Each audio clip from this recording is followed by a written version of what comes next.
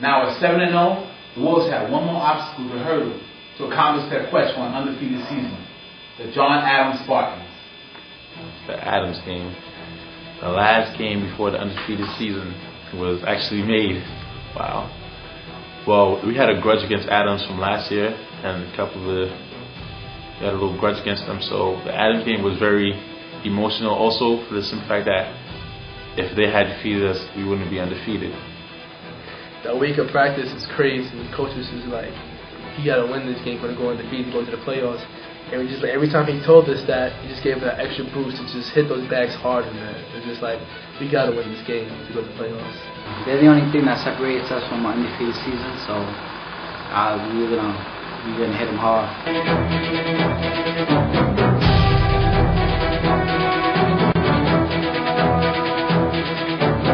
It was a classic battle. Hollywood could have not written a better script. Adams' precision passing with Blanchard's power created a matchup that people will be talking about for a long time coming.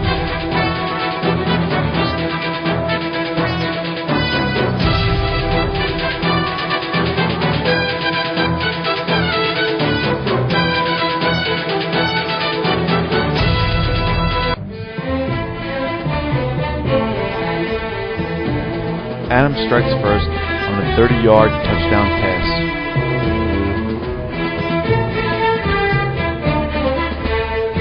Adams adds on the two-point conversion. And we have a blown coverage, and they score a touchdown. And we're just like, okay, no problem. They get the two-point conversion on a little dive play, and we're like, all right, it's 8-0. And once again, we've been here before, and we knew we could pull ourselves out of it. Late in the second quarter, with the Wolves needing a big play, Chris Brazil comes through.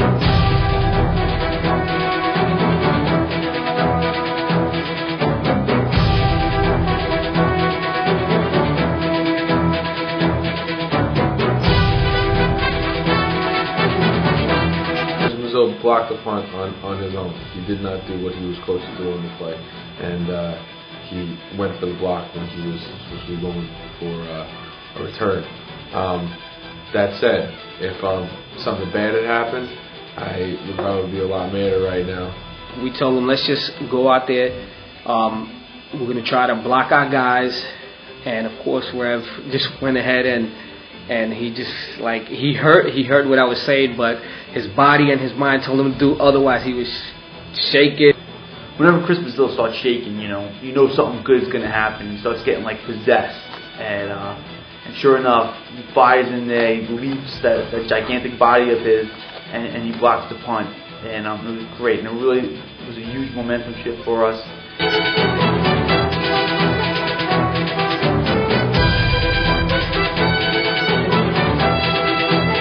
That play, my body just got fired up. I just felt as if I was hot, like I was on fire, and I just wanted to get to the ball.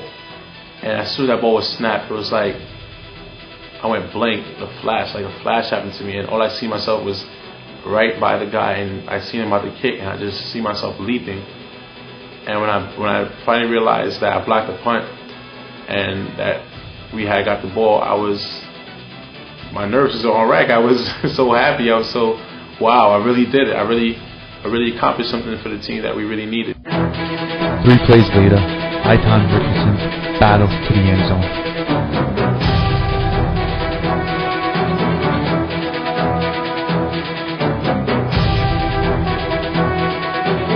That's my favorite play. All I know is that right side of the line, I love that side. That side, it basically got us to where we were today. Everybody, it was a group effort, but I'm leaning it to the right side because that's where I can really count on the blocks. Chris, Manolo, all of them on the right side. Jose Toro adds the 2-point conversion to tie the game at the half, 8-8.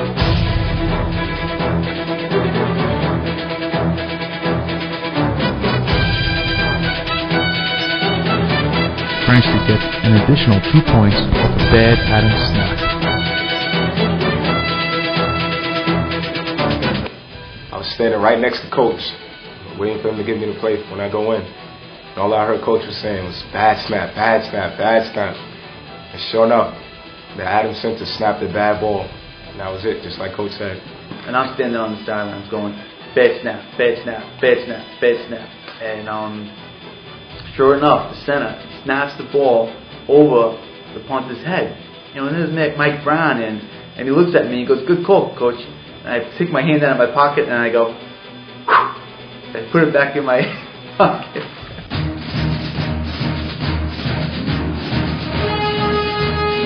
In the third quarter, the offensive line took over. Hightown rushes for 15 yards, scoring his second touchdown of the game.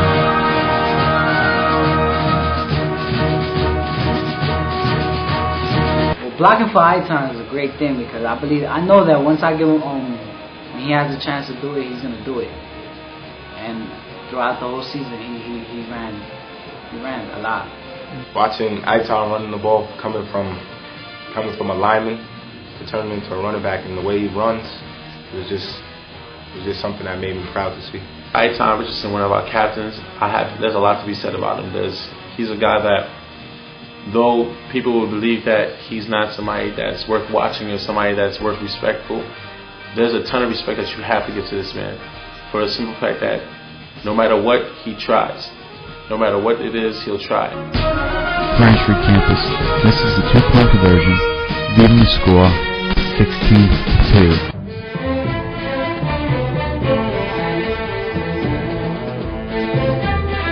Adams scores with 5 seconds left in the game, closing the gap 16-14. Our defense is really sticking it up, and if they try to quarterback sneak, and our D-line just surged them backwards, guy couldn't get anywhere.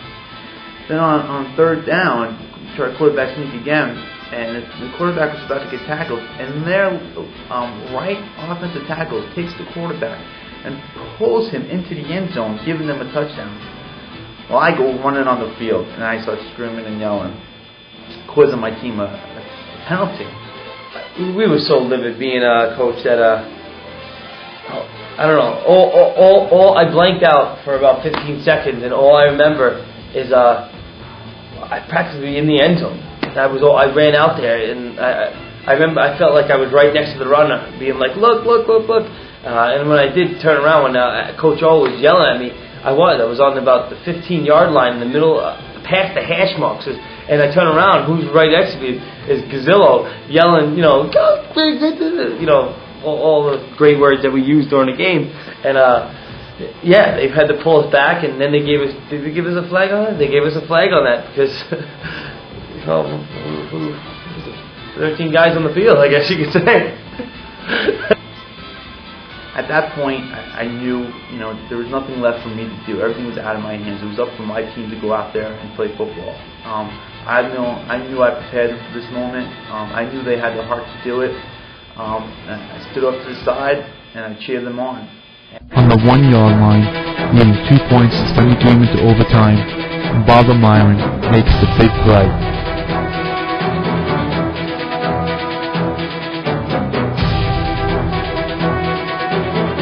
Wow, though, he's a sensation. He's little, but he hits hard. You look at him and be like, oh, he don't hit hard, but when he's put on them pads, he's a hard hitter. And I've seen him make plays, seen the fire in his eyes, and it's just great. We were in the end zone, and they tried to put a little dive, and it wasn't on my side. But I tried my hardest to get to the other side, and all you hear is a loud clang. And I look around, and I hear everybody was like, everything stopped at that moment. And then you look, and you see him Barbara just hit the dude, and the dude was on the floor. And at that moment, I was like, wow, we actually did it.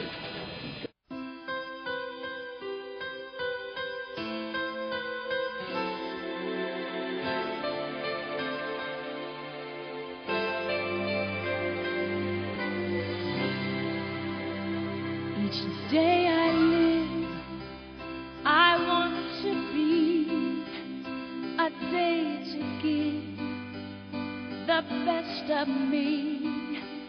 I'm only one but not alone. My finest day is yet unknown.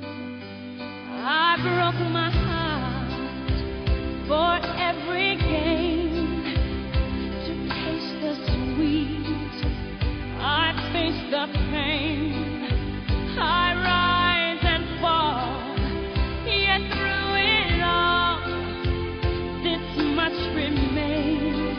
I want one moment in time when I'm more than I thought I could be.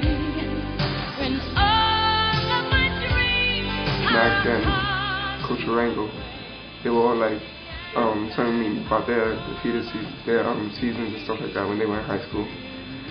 And the way they made it seem, just 2 undefeated seasons in a row, means a lot. I realized because last year was a horrible season, this year is more of a winning season. You feel how the unity between the team, how much work goes into it, all that, how it pays off. I really feel like I achieved something, like a long-term goal. That was something that we were striving for. We was practicing for all of it. All our hard work came through and made it undefeated. I'm saying it was very emotional when we beat John Adams. We finally was like, oh yeah, now we are undefeated. Because the season before we were only 3-6, so it was like, wow, So it's like it was a good feeling. It was very emotional, So I'm glad we did go undefeated. After we defeated Adams to go undefeated, like I've been undefeated with the Wolves before, but this time I felt like I made a contribution to it. I felt like I was a part. I felt like we accomplished something. It was good. It feels great to win every game you played because nobody likes to lose. I really hate to lose. So, to be able to do that again is real good for me. I feel great. I didn't know my family, my father was there, everybody's family was there. It was a good time. Just overjoyed. I felt that my premonition of our season came true. I felt that we was going to make an impact this season in the playoffs. So it was just joy. I mean, everybody celebrating on the field. Everybody's just happy. I mean, it just brought joy to me and the team.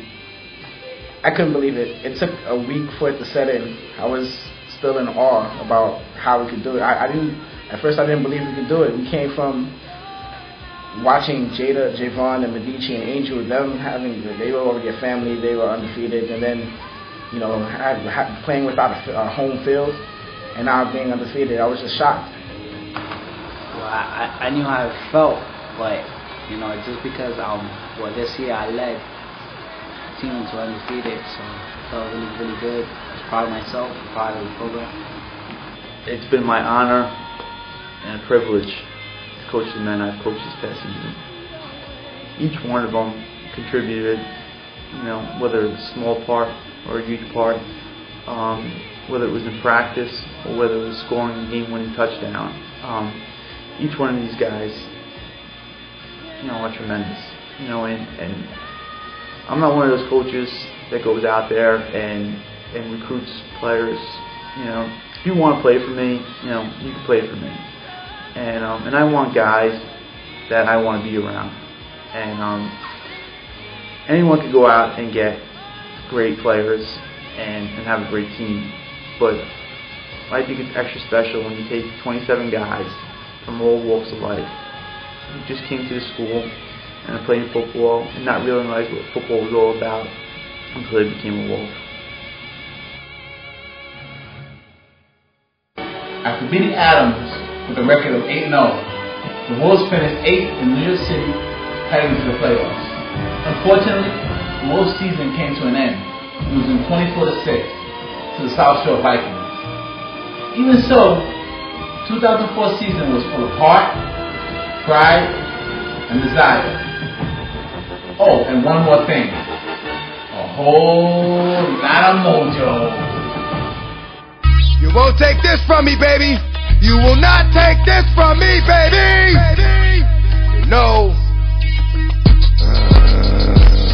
My niggas. Some niggas that you don't wanna try. My niggas. Some niggas that really do or die. My niggas. We'll have you cowards ready to cry. My niggas. fucking job. My niggas. Know what it's like when shit getting hard. My niggas. Stay pulling you other niggas card. My niggas. It's God. My niggas. Will shine. My niggas. Just knew it was a matter of time. My niggas. Let me know to keep fucking with the rhymes. My niggas.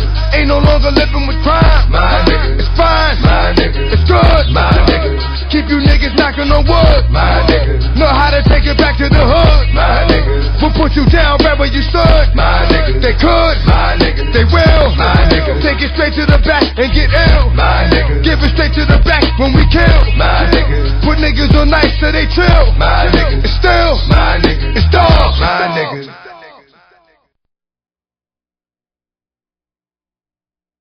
All right.